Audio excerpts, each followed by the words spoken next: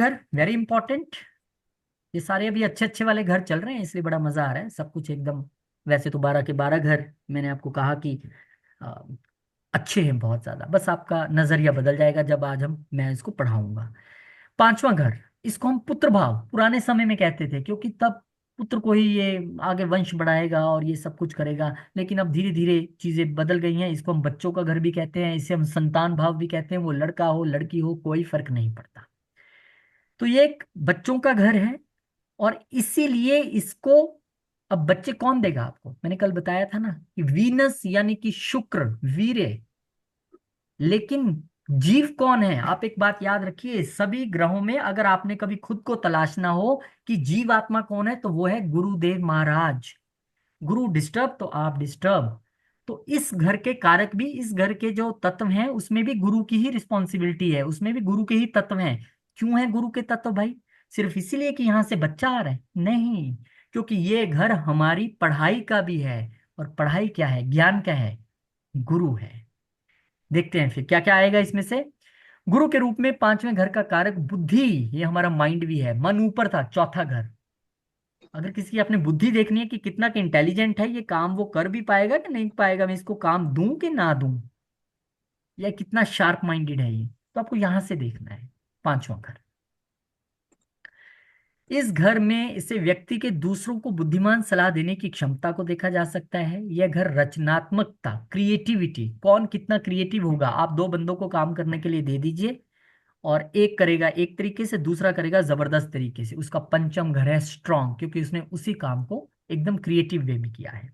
यानी कि आप मेरे जैसे बंदे को हो सकता है चावल और दो तीन चीजें दे दे तो मैं आपको सिंपल उबाल के पकड़ा दूं, लेकिन अगर आप किसी 5 स्टार के शेफ को दे दोगे तो उसी इंग्रेडिएंट से ऐसी चीज बना लाएगा, ऐसी क्रिएटिविटी, आप बोलोगे यार ये क्या है, जबरदस्त बनाया है।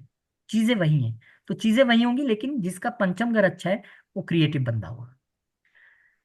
पांचवां घर हमारे पिछले जन्म के पुण्य या पूर्व पुण्य भी हैं। पिछले जन्म में आप क्या करके आए हैं उसी का तो खा रहे हैं अभी। मैंने पहली क्लास में ही बताया था। कोई गलत पे गलत, गलत पे गलत किए जा रहा है फिर भी इंजॉय कर रहा है। कोई अच्छे पे अच्छा, अच्छे पे अच्छा किया जा रहा है फिर भी सफर कर रहा है। क्योंकि हम यहाँ पर इस जन्म में बैठकर पूर्व का खा रहे हैं भाई साहब। पिछली एफडीआर टूट रही हैं वो। अभी का नहीं चल रहा है, अभी का तो आगे के लिए इन्वेस्ट हो रहा है।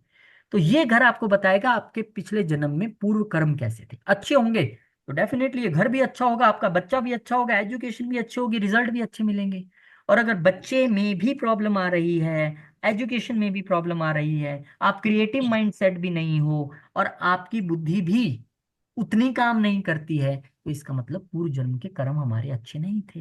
हमें अब अच्छा करना है, सिंपल फॉर्मूला।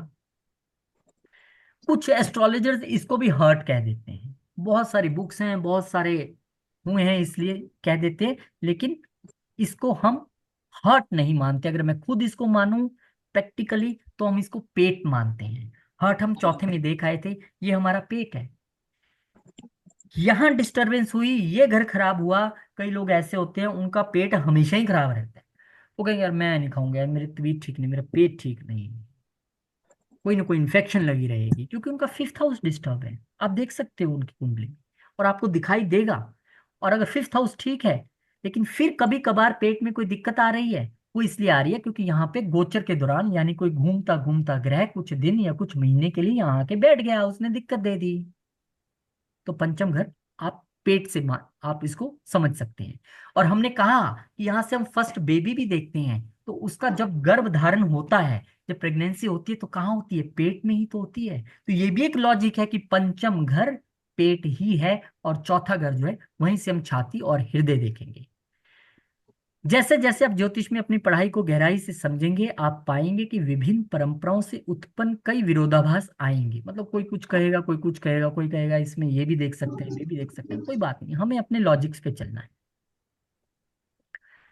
के एन राव जी जो इस वक्त 93 ईयर्स के हैं, मॉडर्न युग के सबसे बड़े एस्ट्रोलॉजर हैं। उनकी अगर हम बात करें, वो हमेशा कहते थे कि अपनी बातों को मानने की बजाय सिद्धांतों का परीक्षण करें। आपने इसकी माने ना उसकी माने, आप टेस्ट करके देख लो। इसलिए हम पांचवें घर को पेट और चौथे घर को हृदय के रूप में ही देखेंगे। पांचवा घर व्यक्ति की शिक्षा भी है, और किसी विशेष क्षेत्र में विशेषज्ञता की और प्रवृत्ति की ओर संकेत करता है। कोई आ गया, मेरे बच्चे की एजुकेशन देखिए पता नहीं कैसी होगी, पढ़ता भी नहीं है, आप पाओगे कि वहां पे राहु केतु आ गया। अब ये तो प्रॉब्लम करते ही करते हैं। लेकिन एक कुंडली ऐसी भी आ सकती है जहां राहु बैठा है पंचम में, बच्चा तो अच्छा पढ़ रहा है। क्यों अच्छा पढ़ रहा है? वो बच्चा चल गया घर से पढ़ने के लिए दूर, उसने राहु का प्रॉमिस पूरा कर दिया, उसकी पढ़ाई ठीक चल रही है। वो हो सकता है अब्रॉड चले जाए, हो सकता है बोर्डिंग में चला जाए, तो यहाँ पे ये नियम भंग हो जाता है। तो हमें दिमाग में रखना है प्लैनेट्स को भी, जो आके यहाँ पे बैठेगा या देखेगा, और राशि को भी और घर को भी, सारी चीजें समझनी है।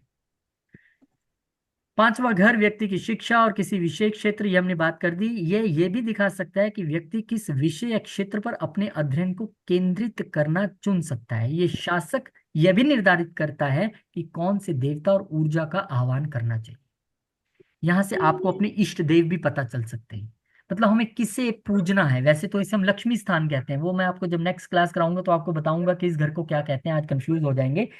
लेकिन पंचम घर को अच्छा करना है तो माँ लक्ष्मी की आराधना आप रेगुलर करिए, विष्णु सहस्त्र नाम का पाठ करिए, आपको अच्छे रिजल्ट्स मिलेंगे। तो भाई साहब पंचम घर इतना ही नहीं है, और आगे आ जाइए। संतान और ज्ञान दोनों का भाव यही है। कोई पूछने आ जाए, बताइए हमारा फर्स्ट किड कब होगा, क्यों डिले हो रहा है, होगा नहीं होगा, कैसा होगा, आपको पंचम घर को डायग्नोज करना है, पूरी तरीके से डिटेल में देखना है। आप बता दोगे कब होगा कैसा होगा। ये भाव किसी भी बात को ग्रहण करने की मानसिक क्षमता को दर्शाता है कि कैसे आप आसानी से किसी विषय के बारे में जान सकते हैं। पंचम भाव गुणात्मक संभावनाओं को भी प्रकट करते हैं। क्लास में पढ़ने वाले बच्चे 20, बताने वाला टीचर 1, पढ़ा के हटा, उसमें से 10 ने जबरदस्त तरीके से समझ लिया, खड़ा करो अभी पूछ लो, 10 बैठे हैं मेरी तरह, वो घर जाके पढ़ेंगे 10 बार 20 बार, फिर उनको समझ आएगा। तो ये क्योंकि दिमाग है, ये भी बताएगा आपको कि कोई बंदा किसी चीज को कितनी जल्दी ग्रास्प कर पाएगा, कितनी जल्दी सीख पाएगा। यही घर से, क्योंकि आजकल स्टार्टअप्स का बड़ा जमाना है, तो बोले मैं नया स्टार्टअप शुरू करना चाहता हूँ यार, रुको चेक करने को, 5वां घर ये स्टार्टअप शुरू करवाएगा, क्योंकि ये क्रिएटिविटी है। कोई चाहता है मैं ना स्टॉक्स में इन्वेस्ट करना है, शेयर मार्केट में, बताइए मेरा सिक्का चलेगा कि नहीं चलेगा, रुको पंचम घर देख के बताते हैं कि चलेगा कि नहीं चलेगा।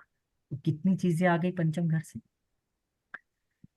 तो मोटे मोटे तौर पे पंचम घर से क्या क्या आ गया? बुद्धिमत्ता, भाव, आत्मन, बच्चे, प्रसिद्धि, संचित कर्म, पद को बोध, पद का बोध भी पंचम भाव से लगाया जाता है। आपको कैसा डेजिग्नेशन मिलेगा, कैसी उपाधि मिलेगी, वो भी हम यहीं से देखते हैं। वो जब आप भावत भावन का कंसेप्ट पढ़ेंगे तो उसमें आपको मैं बताऊंगा।